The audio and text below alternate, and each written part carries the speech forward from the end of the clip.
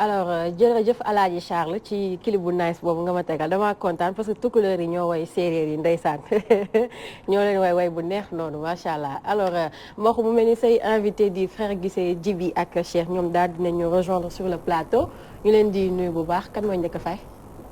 ki la gën a jege bu njëkk a fay. Djiby nuyu daal le grand frère. Seydou Ka tey fu mu nekk nii. alpulaar ñooy buur yi quoi. waaw bilaay walaay. waaw mais mais balaa may commencer. dafa am benn question souvent day ñëw. ñii si dañ koy damay dégg ñu koy laaj deux fois sax ñu laaj ma ko. yéen ñaa ku mag. ça dépasse jour bi quoi. si jour yi bébé bi. il faut que ñu wax ko ñëpp dégg parce que yéen ñaa man dañ ma ko laaj ñu ne waa ñaañi waa kenn moo mag man nag ñama dama am fit. waaw man nee naa Djiby moo mag. Djiby moo mag. man loolu laa jàpp. mais kon Djiby souvent dañ naan ça dépasse jour parce que jour bu nekk am na koy diriger. pour tey mercredi Djiby moo mag quoi xam naa demain jeudi Cheikh mag. du ma ci bàyyi de. mais lu am solo la kon nag Djiby yow. war nga sant yàlla bu baax quoi. non non c'est vrai. des fois daf may arrivé ak sama jeune frère léeg-léeg ñu woo ñu ni ma ana sa mag bi fekk moo topp si man maa ko mag. ma ne alhamdulilah kon man xale laa ba tey quoi. mais sant yàlla. effectivement Djiby moom mag. Djiby moom mag te magee na ma 5 ans. waaw tu as vu voilà loolu la xam nga. waaw. voilà tu vois nga maa ko doon yóbbu école maa ko doon tànn par carte. door na ma école moo grand frère bi Omar manager. door nañ ma de si jàngal. doon kii. ko doon dressé. oui. c'est bien ça biñ may mujjee door. mooy bi may foowoon toog. ngay foo toog. dooroo ba toog sama kaw. nga bàyyi donc ay ñaari fan laa toog alors mi ngi noonu comme nag tey moom exclusivité ngeen am xam ngeen entre Cheikh ak Djiby kan moo mag alors Maxu. tey moo wax dara waxtaanal rek. jeex na bàyyi waxtaan. Djiby le grand frère ñu ngi lay jaajëfal. di nuyu Cheikh également. di nuyu Aliou également fa mu nekk. ak le manager Omar comme ni nga koy waxee donc loolu c'est important. bu ñu jëwee peut-être dañuy ñëw tuuti rek ci historique bi parce que groupe bi. mi ngi bëgg a yàgg naam 20 ans yéen a ngi koy wax léegi wala plus de 20 ans ngeen existé muy groupe famille groupe koñ donc am na nu mu sosoo mën nga ñëw si benn rappel rek pour xale yi nga xam ne dañu juddu si gannaaw et que maîtriser wuñu leen frère Guissé dégg nañ ko rek si Fama si Siré lan ngeen mën a ñëw si tënk li nga xam moom moo sos groupe bi ak vraiment tamit nombre d'albums yi ngeen génneeku. Djiby salaamaaleykum maa ngi waaleykum salaam. ak seen plateau bu nice quoi. Merci. nice trop et puis ça donne envie de revenir et puis ça inspire aussi quoi parce que c'est très coloré. Merci beaucoup. alors pour revenir un peu au frère Guissé ni nga koy faral di waxee en fait xam nga comme frère Guissé c'est une famille. D'abord man maa commencé. Parce que théâtre l'a commencé au niveau de Yarax nous sommes nés à Yarax. Théâtre lañu commencé nous sommes de grands acteurs. ok. alors si théâtre bi ce qui est ñun dañuy former d'une façon ñun ñoo doon bind pièces théâtrales yi. ñoo doon bind textes yi ñoo doon bind texte woy yi en même temps ngay créer ay airs. mais au début on reprenait ay airs jël textes yi teg ci. ok. par la suite ngay commencer composer. moo tax très tôt. man dama virer très tôt vers des musiciens. Parce que quand j'ai débuté la musique, j'avais 15 ans. Et ce qui est paradoxal, moi que ce qui est impressionnant peut-être, moi que la première répétition que je def avec les musiciens, je m'en compte ñaata at laa ko. xaw ma sax lu def. ok. Première répétition ma toog ma par répété may seet ñaata at laa ko. ndax nekk xale. loolu maa ngi koy fàttaliku. Après c'est parti. Alors depuis loolu on s'est pas arrêté. Ensuite. J'ai pris le temps de former Cheikh. parce que kër ga dañ daan woy xamuñu sax li tax ñuy woy ñun paa bi daawul woy. paa bi jumaa ja la xam. ak kii yooyu nu mu tuddati ak liggéeyam. il était commerçant su waxee yow rek da ngay jënd. waaw moo daan ravitaay. alors nous c'est comme ça que ça s'est passé à la maison on chantait beaucoup. Au quartier aussi ñuy woyantu créer troupe bi former wala ay nit on a été très culturel et on a grandi comme ça. Au lycée affaire de continuer et alors donc virer vers des orchestres.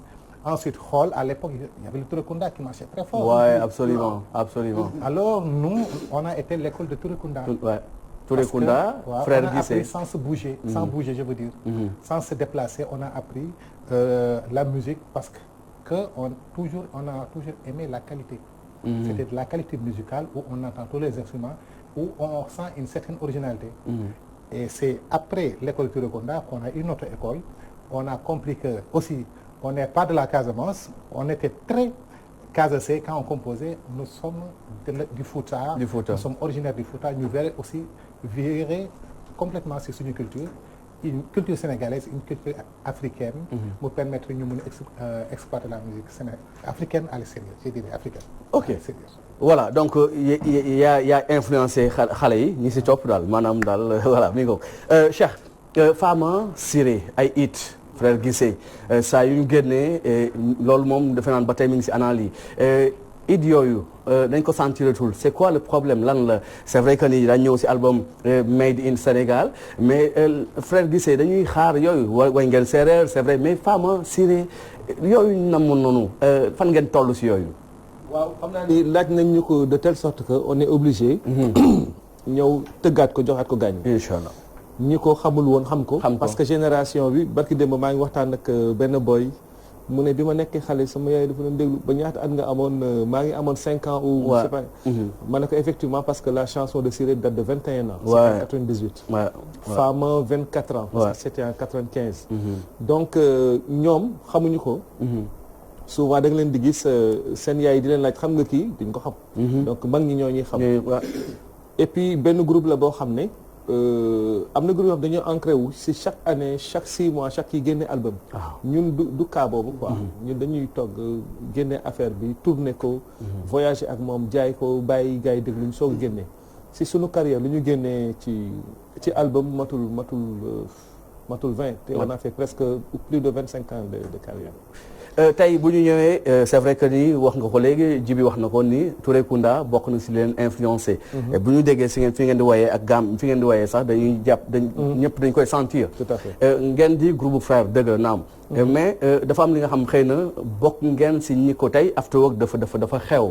xale yëpp koy def léegi mais si beneen façon sax donc mu xumb ak yooyu mais yéen ba ngeen koy def bokk ngeen si ñi koy njëkk def si place yi nga xam ñu ngi fi Dakar et peut-être sax si Sénégal tey nit ñi namm nañu loolu fan ngeen toll si yooyu place yooyu nga xam daan ngeen fa dem def after gars yi di leen fekk est-ce que yéen a ngi si toujours et fan ngeen toll si liggéey boobu. rarement parce que malheureusement ça ne marche plus comme avant. ça veut dire qu'il faut ñu restructurer war musique bi organisation musicale bi ak yëpp.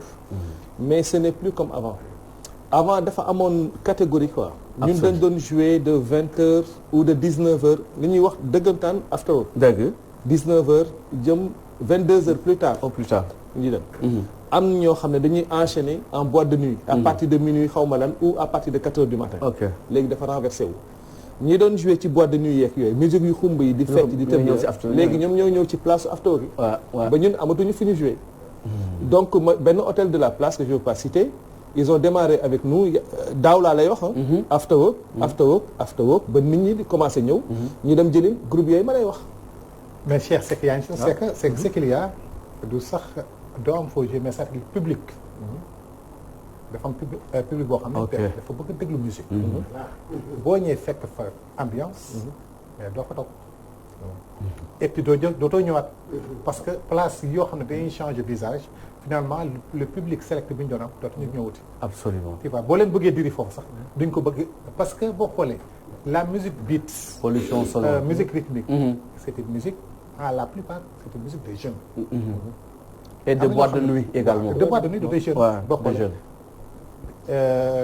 les gens qui écoutent c'est les gens un peu plus âgés bi ñu bëgg a déplacer nekk xale yi nekk absolument parce que liy mel noonu et puis voilà contraste lay nekk quoi si côté production est-ce que su ngeen si lan ngeen nekk parce que gars yi dañu leen di namm tey c'est vrai que ni génération bi ñu ñoo leen xam ñu ñoo dund seen lépp pratiquement mais nouvelle génération ñoom Fatou Ka wala ñu ko gën a féetandoo Fatou nga baal non ñu ngi pare comme voilà donc fan ngeen toll parce qu'on a fait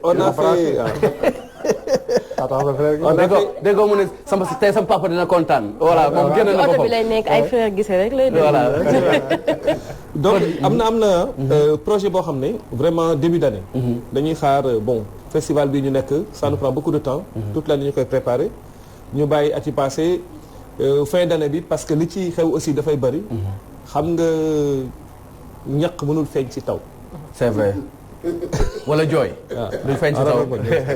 donc dañuy bàyyi ba lépp ne teg. ñu xalaat entre janvier ak février.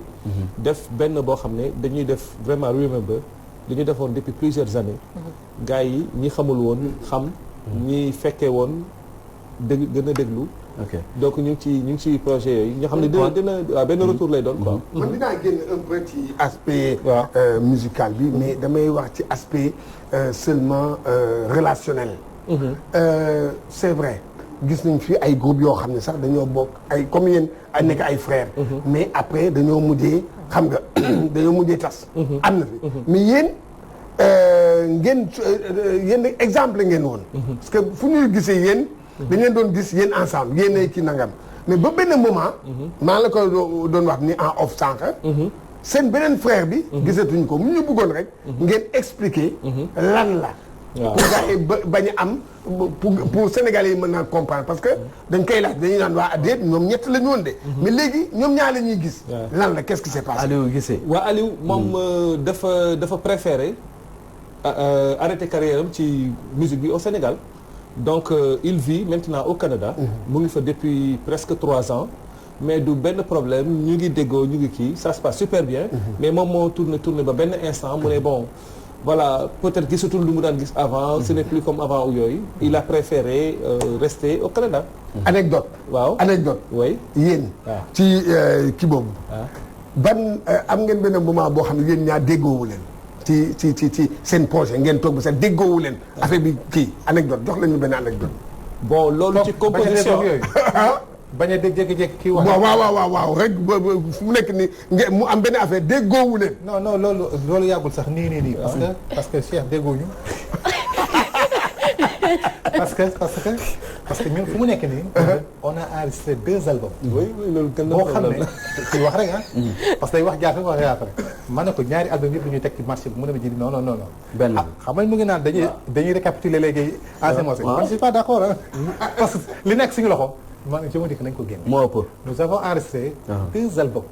depuis parce que presque par 10 ans la ñuy génne album quoi. ok dañuy toog def benn album acoustique purement acoustique. ak Thierno Sarr. mooy joué actuellement ak Youssou Ndour moom moo def morceau Fallou bi. tu vois on a depuis 10 ans on travaille avec lui enregistré nañ ñu jël ak ñoom Dembel Diop. qui écrit ak super ñu def benn album ak ñoom Thio Mbaye ñoom Dembel Big Band. afro ak un peu de mbalax ak yooyu mais afro parce que ñun suñu formation musicale afro la absolument à l'époque tu ko ndax xalam c'est afro tu vois c'est la vieille école man dama ne booy li ñu yor li ñu def nii nañ ko génnee ñu féex parce que boo composé tant que génnul dafay def sa bopp je suis pour merci man nag li ma waxoon Cheikh ay science lay am day jékki-jékki boobu xale non man sama kóondoo laa àndal man je suis pour man su ma waxee léegi am nga voilà léegi waxal man dama ko ne ñun dañoo am yàlla daf ñu may chance ñaari identité li ngay déglu ci CD boo li ñu enregistré religieusement arrangé ko mu carré discipliné et tout boo ñëwee spectacle leneen ngay gis te gars yi mosaguñu am production live ça c'est vrai ma ne on s'arrête pour def benn production live nga reprendre Siré reprendre Femme reprendre lii boole ci lii ak lii am na sunu concert dañuy bëgg a fàttali nit ñi Sénégal dañuy reprendre ay titres yoo xam ne même du sunu ay titres xam nga pourquoi allez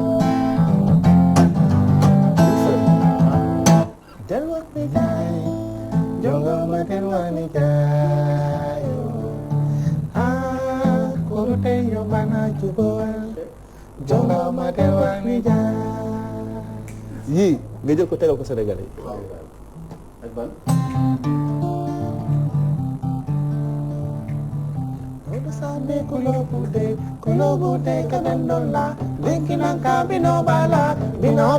ke musola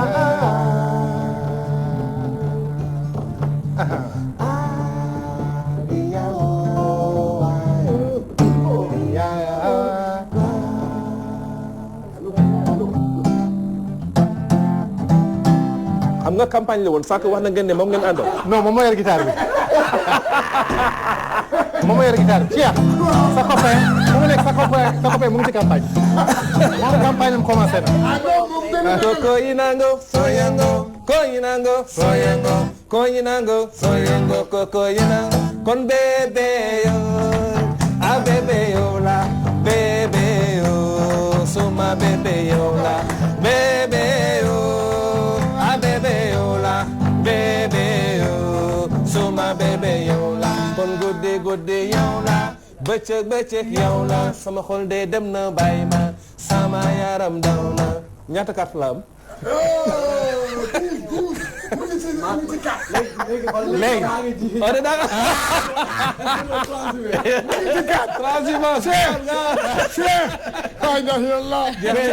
léegi fi ñu ñëw moom mooy c'est vrai que tournée yi fan yéen a ngi toujours tourné parce que am na benn moment da presque da ngeen sonn bàyyi sa fii di dem. à l'étranger yéen a xasaale quoi non parce que da nga ñu feral quoi comme ça et puis sevrage brutal. da baaxul yéen a ngi fi toujours. xam nga tournée yi li koy waral.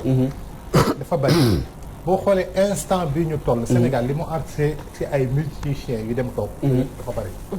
gis nga notre frère là def man sonn naa quoi tourné hôtel avion. hôtel avion yi mu ne man bàyyi leen maa ngi toog. bari na ay musiciens yu ko def. pourquoi aussi mooy que les conditions des artistes au niveau du SAES. Ouais. c'est-à-dire qu'on a une loi qui a été votée. et qui est en train d'être violée jusqu'à présent. parce que tout simplement une loi qui ne s'applique pas est en train d'être violée. Tu vois, les gens fonctionnent comme ça dafa metti. ban loi la Djibi non c'est la loi man je suis bien placé pour en parler j'étais président la. voilà bañ ko bind maa ngi toog. dama xamul est-ce que nañ am jot pour tas ko fii. waxal non. c'est important parce que il y a une chose. imaginez fu mu nekk ni quand on parle de copie privée. copie privée lépp luy génne musique loo xam ne téléphone. waaw carte mémoire CD carte mémoire clé USB waaw télévision rajo. loolu lépp dafa am benn pourcentage boo xam ne artistes yi ñoo ko moom te buñ ñu ko joxee ay milliards lay nekk. pour moi ci sama calcul man par rapport au PIB du Sénégal.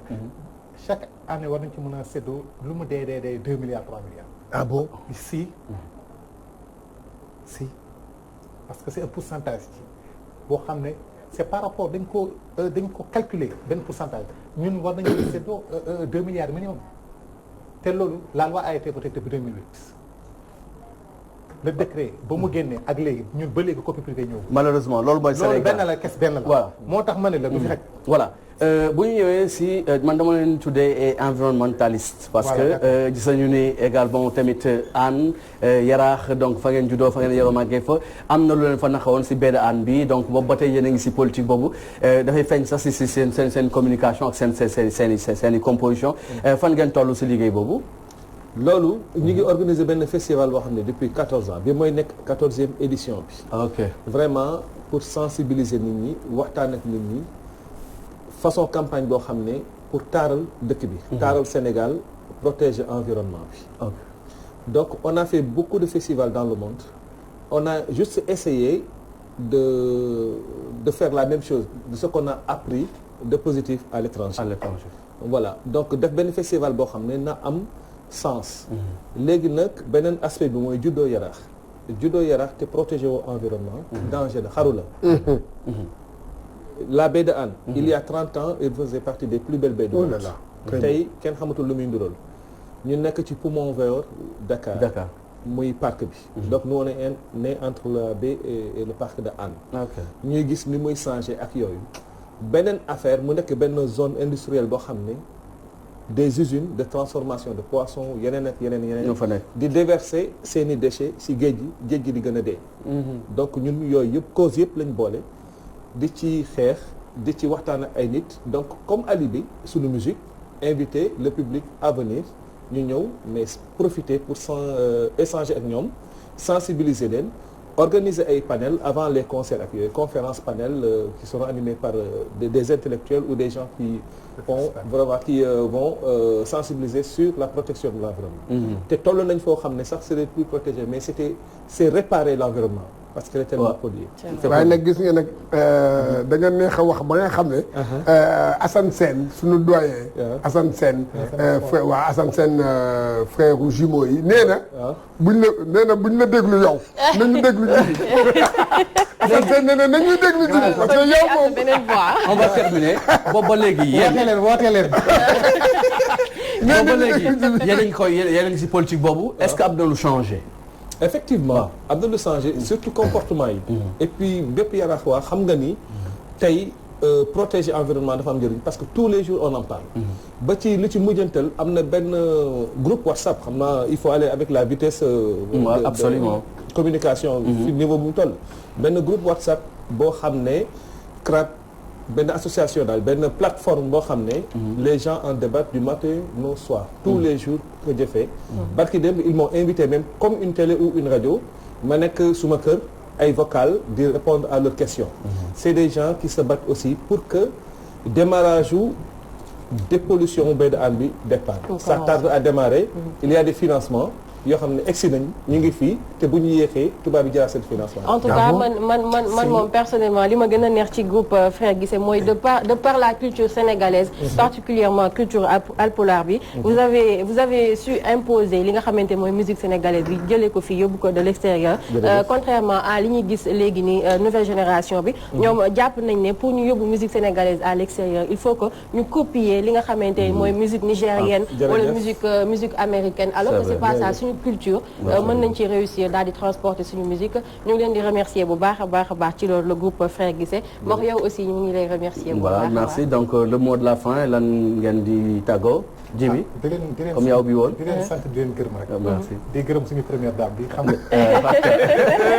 moo mujjee intervenir moo clôturer di leen wax du courage et puis vous êtes en train de faire du beau travail merci lui je le félicite beaucoup parce qu'il a xam nga ñun on rencontre beaucoup d'hommes de la presse culturelle et il est très pertinent c'est parti du lot le lot mu nga mooy bi ay baab la de dafa bëgg voilà donc mon ami voilà waaw Assane Sène sama doyen nee na sama turandoo bu ma ànd ak yow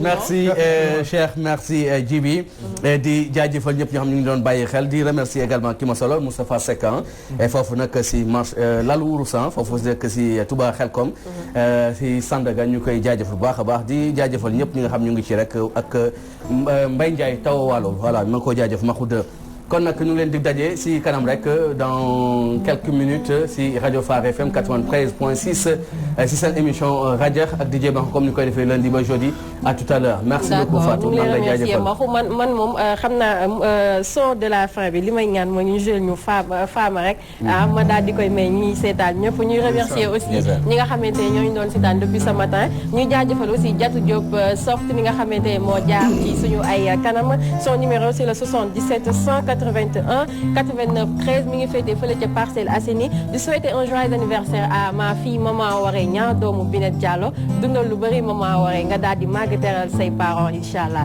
ñu bàyyi leen ak Frères Guissé ñu terminer. amul lu mu gisul amul lu mu dajul faama xool si yàlla doon muñal borom kër ba mu toogee mënatu ko ma ni faama dem naa faama dem naa faama dem naa kër ka mu newoon wéet naa